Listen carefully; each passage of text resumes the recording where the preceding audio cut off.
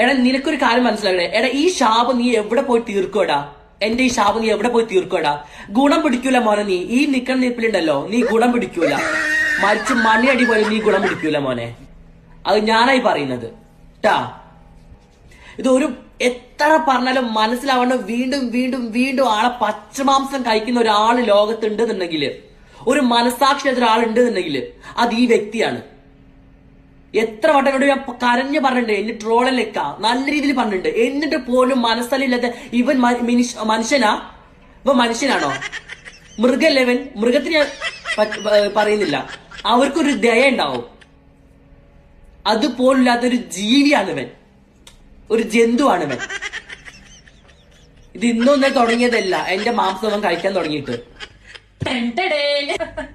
പൊന്നു സഖി എന്തിനാ പിണക്കമെന്നോടെന്തിനാ അല്ല പൊണ്ണെ കൽപ്പന